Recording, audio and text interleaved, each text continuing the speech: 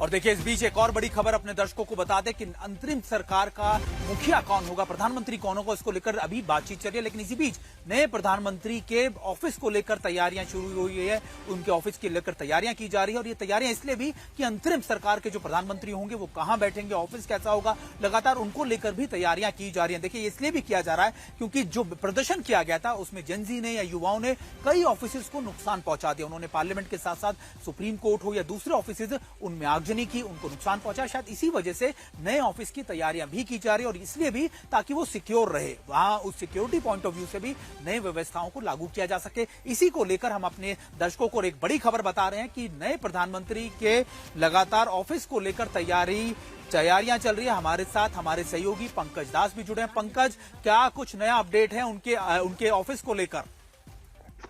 बिल्कुल, ये सिंह दरबार के भीतर ही जो एक अंडर कंस्ट्रक्शन बिल्डिंग है जो होम मिनिस्ट्री के लिए बनाया जा रहा था, वहां तक उस दिन जो जेनजी प्रोटेस्टर थे जिन्होंने बाकी जगहों पर आग लगा दी थी, उन्होंने वहां तक वो नहीं पहुंच पाए, इसलिए वो बिल्डिंग बिल्कुल भी सुरक्षित अभी है। और आप देख सकते हैं जैसे तस्वीरों में कि बिल्कुल नया बिल्डिंग है। उसी में एक फ्लोर को पूरी तरीके से एक प्रधानमंत्री दफ्तर के लिए वहां पे तैयारियां चल रही है। आज ही चीफ सेक्रेटरी जो एक नारायण आर्याल है वो सिंह दरबार पहुंचे थे और उन्होंने वहां पे सब देखा और कहा कि हमारी तैयारी है, जब तक राष्ट्रपति की तरफ से आगे की जो सहमति का प्रयास है वो तो जारी है, लेकिन हम भी अपनी तैयारी कर रहे हैं। इस वजह से सबसे पहले जो है प्रधानमंत्री को लेकर उनके दफ्तर, उनके मीटिंग रूम्स और तमाम तरह की जो वहां पे कमरे तैयार किए जा रहे हैं, उनके फर्नीचर्स लाए जा रहे हैं वहां पे, ताकि जैसे ही जो है नामों पर किसी नाम पर सहमति बन जाए, उनका शपथ ग्रहण हो जाए, तो शपथ ग्रहण के बाद सीधे वो आके अपना कार्यभार संभाल सके। बिल्कुल। और पंकज, क्या इसको लेकर कुछ सुरक्षा के भी नए पुख्ता इंतजाम किए गए हैं? क्योंकि कहा यह जा रहा था कि देखिए नए प्रधानमंत्री का जब ऐलान होगा, उनके अंतरिम प्रधानमंत्री का जब ऐलान होगा तो उनकी सुरक्षा को भी लेकर खासा नए मैकेनिज्म, प्रोटोकॉल बनाए जाएंगे। क्या उसको लेकर भी कुछ चीजें सामने आ पाई हैं पंकज? जी बिल्कुल, अभी प्रधानमंत्री की सुरक्षा में जो है नेपाली सेना को ही फिलहाल लगाया जाएगा। प्रधानमंत्री के लिए हालांकि इससे पहले जो व्यवस्था थी वो एक स्पेशल प्रोटेक्शन ग्रुप होता था यहाँ पे, जो विशेष सुरक्षा दस्ता नेपाली में उसको बोला जाता था, वो प्रधानमंत्री की सुरक्षा करते थे। लेकिन फिलहाल जो इस समय स्थिति है उसको देखते हुए नेपाली सेना के जो कमांडो है, जिनको अभी राष्ट्रपति की जो सुरक्षा करते हैं, उन्हीं में से लोगों को प्रधानमंत्री की सुरक्षा के लिए लगाया जाएगा, क्योंकि इस समय सुरक्षा सबसे बड़ी चुनौती होने वाली है नेपाल में।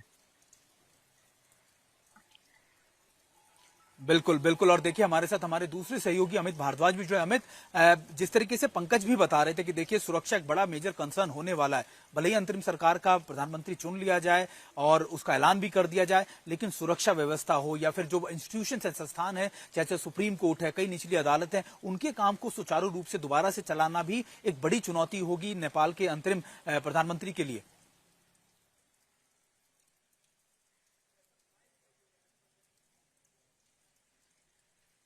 बिल्कुल सुमित, आप सही कह रहे हैं कि एक बड़ा चैलेंज है और उसकी वजह भी यही है कि कई सारे जो आपके डेटा सेट्स हैं, आपके डॉक्यूमेंट्स थे, बिल्डिंग्स थे, इंस्टीट्यूशंस थे, उसको भारी नुकसान पहुंचा है। बतौर उदाहरण, बहुत छोटा एग्जांपल आप देखिए, आप जिस सुप्रीम कोर्ट में गए थे, जहां से मैं भी रिपोर्टिंग कर रहा था, जिस दिन ये पूरा बलवा हंगामा और क्रांति लिखी जा रही थी, उसके बाद जब आप पहुंचे तो वहां सिर्फ राख थी। सुप्रीम कोर्ट में कितनी फाइल्स होंगी समझिए। अब वो डेटा कितने लेवल पे डिजिटाइज्ड है और डेटा एक्सेस करने में कितनी दिक्कत आएगी, ये एक सवाल है। दूसरा उदाहरण, कल जो नेपाल में काठमांडू में राजमहल है, राजमहल के साथ उस इलाके का, दरबार मार्ग का सबसे बड़ा ट्रैफिक पुलिस कंट्रोल का दफ्तर है, जहां पे हवालात भी हैं, वहां डीवीआरस तक जल गए। फाइल्स आप छोड़ दीजिए, आप इसी डिजिटल डेटा के सहारे अपना काम करते तो डीवीआर भी जल गए हैं आपके। तो ये एक चैलेंज है, लेकिन इस चैलेंज को लेकर जो जेनजी ग्रुप्स है वो अपने आप को प्रिपेयर्ड मान रही है और उसके लिए रूपरेखा, फ्रेमवर्क जिसकी मैं बात कर रहा था, ये सब कुछ वो कहीं ना कहीं डाल रहे हैं एक जगह पे। और ऑल्टरनेटिव बिल्डिंग्स को आइडेंटिफाई करना, मिनिस्ट्रीज को सुचारू चलाना, ये एक चैलेंज होगा जिसके लिए मुझे लगता है कि अंतरिम सरकार को प्रिपेयर्ड भी रहना पड़ेगा। सुमित।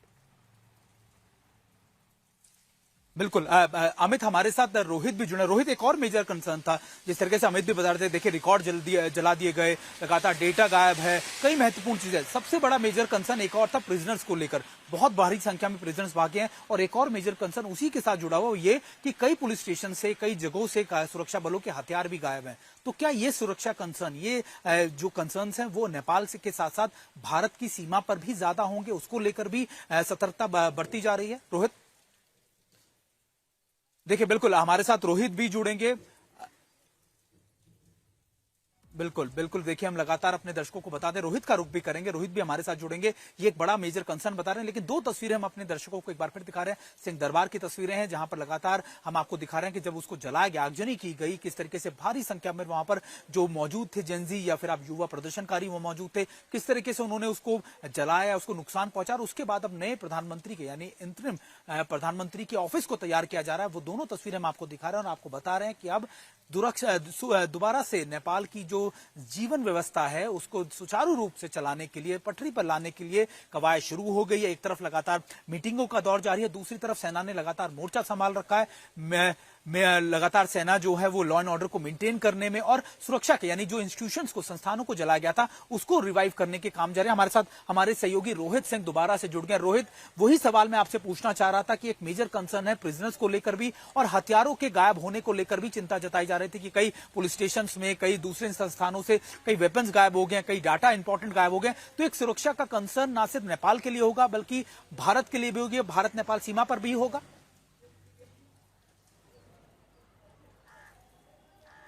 बिल्कुल, देखिए अगर जैसे कि खबर है कि 13,000 से भी ज़्यादा अगर कैदी काठमांडू की जेल या फिर अन्य जो पूरे नेपाल की जेलों से अगर वो फरार हो गए हैं, वाकई संख्या अगर इतनी बड़ी है तो जाहिर सी बात है उसमें बहुत सारे कैदी ऐसे भी हैं जो किसी अन्य देश के हो सकते हैं, नेपाल के भी हो सकते हैं, बांग्लादेश के भी हो सकते हैं, आसपास के किसी देश के हो सकते हैं। इसलिए हम पिछले 2 दिनों में देख रहे हैं, अगर भारत नेपाल सीमा की ही बात करें तो कल ही भारत और नेपाल की सीमा पर स्थित सीतामढ़ी में तकरीबन 2 दर्जन कैदी जो है वो बॉर्डर पार करते हुए एसएसबी के द्वारा जो है पकड़े गए हैं। उससे पहले एक दिन पहले एक बांग्लादेशी कैदी जो जेल में बंद था काठमांडू में, वो रक्सौल से बॉर्डर क्रॉस करके भारत की सीमा में प्रवेश करने की कोशिश कर रहा था।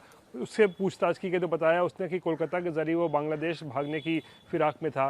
तो ये जाहिर सी बात है एक बहुत बड़ी चिंता का विषय और कानून व्यवस्था के साथ साथ जो है एक सिक्योरिटी कंसर्न भी जो कहा जाता है वो है कि अगर ये कैदी हथियार लेकर फरार हो गए हैं तो फिर वो क्या किसी बड़ी घटना को अंजाम दे सकते हैं, नहीं दे सकते हैं। ये तमाम चीज़ें जो हैं सुरक्षा एजेंसियों के लिए जो है बहुत बड़ी एक चुनौती होगी नेपाल में। और इसी को देखते हुए फ़िलहाल अभी जो बॉर्डर्स जो हैं वो भारत नेपाल की सीमा पर कम से कम जो है उसको सील रखा गया है और कोई भी अगर ऐसा व्यक्ति जो है वो बॉर्डर क्रॉस करने की कोशिश कर रहा है किसी अवैध तरीके से तो उसे पकड़ा भी जा रहा है और पुलिस के हवाले भी किया जा रहा है। लेकिन ये कहीं ना कहीं सुरक्षा जो है बहुत बड़ी एक चुनौती बिल्कुल बिल्कुल, देखिए यही सबसे बड़ा कंसर्न है रोहित।